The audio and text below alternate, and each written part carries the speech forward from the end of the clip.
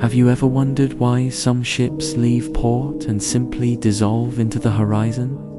Not capsized, not sunk, no distress calls, no oil slick or splintered wreckage, only a deafening, unnatural silence.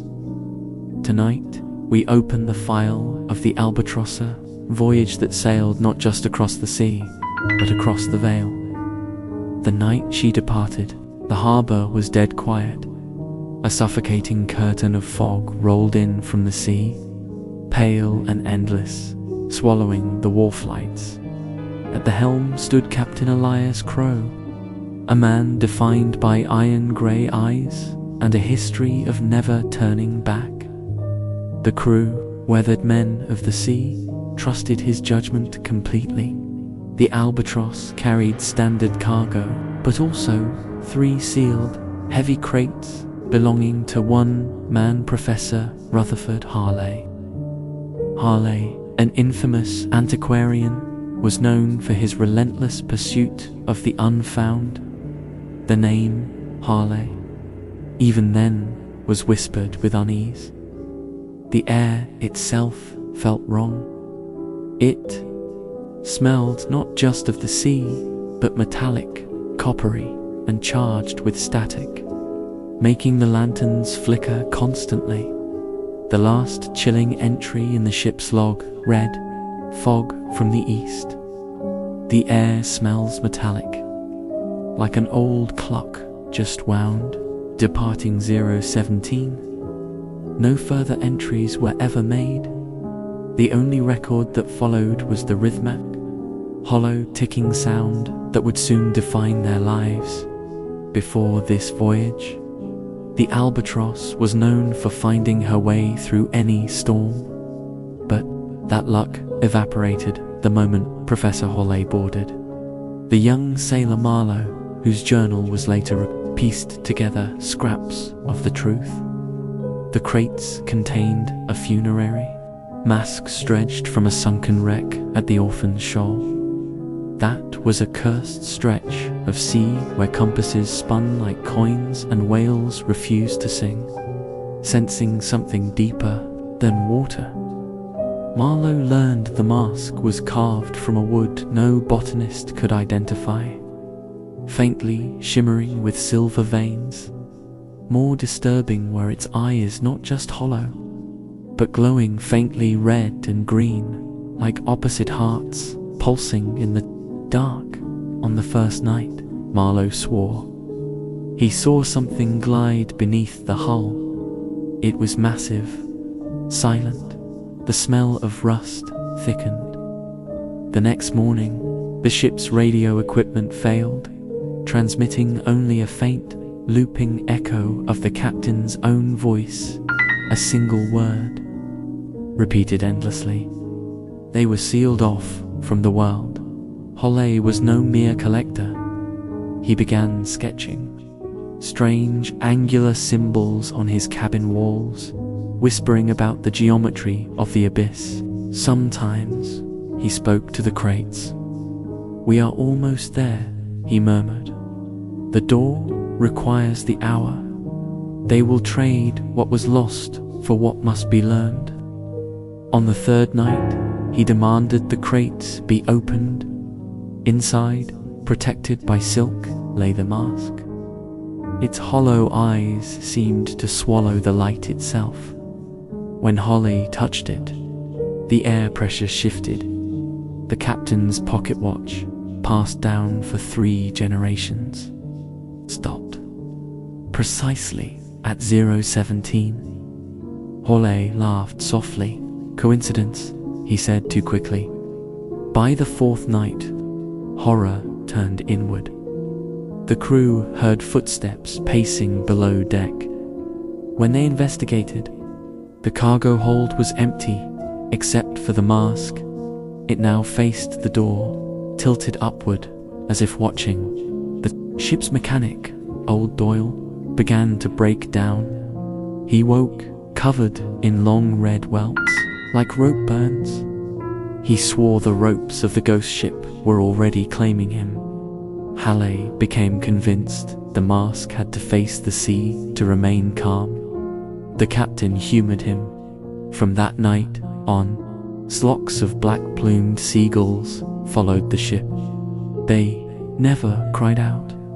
They simply circled, waiting. Before vanishing into the fog, the men began losing time. They found themselves standing in darkness, performing tasks they couldn't remember starting.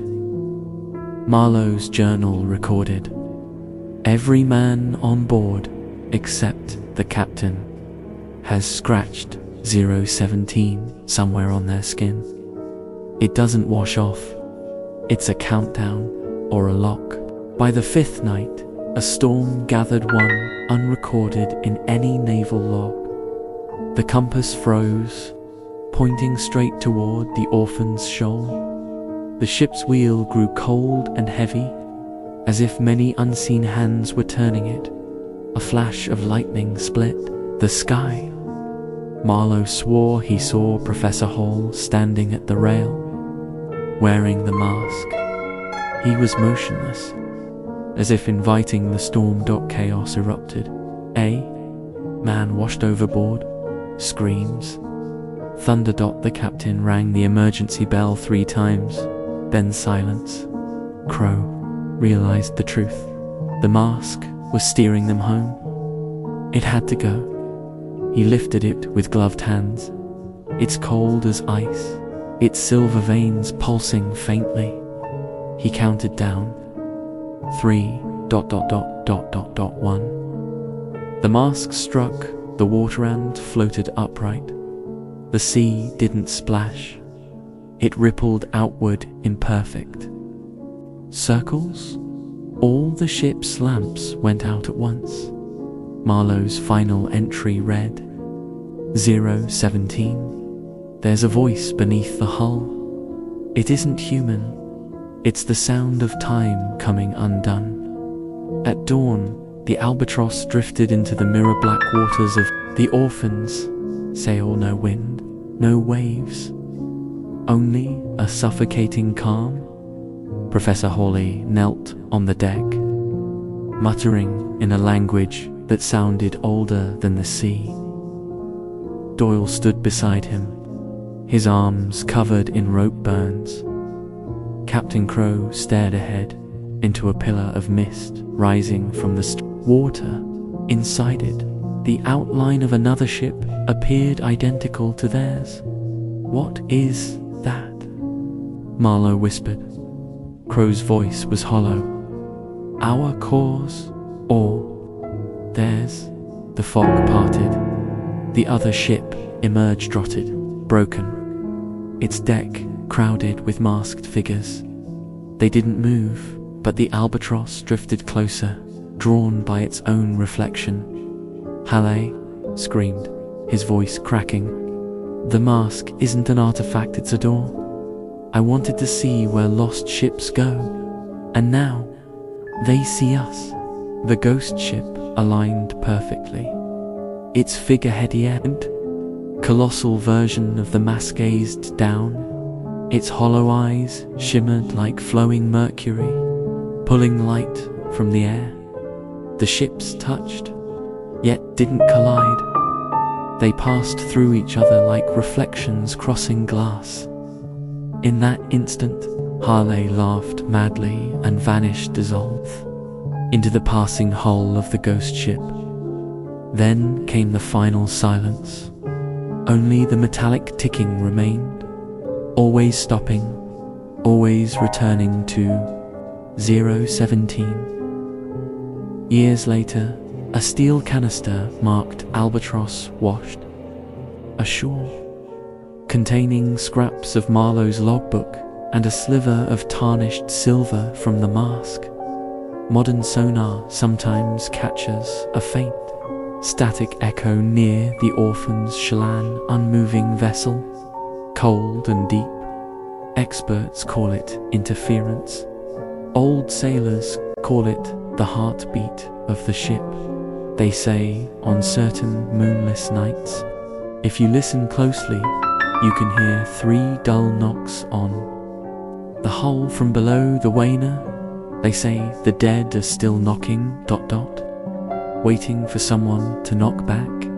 So if you're ever at sea and hear 3 knocks beneath your feet, don't answer, just listen, because maybe, just maybe,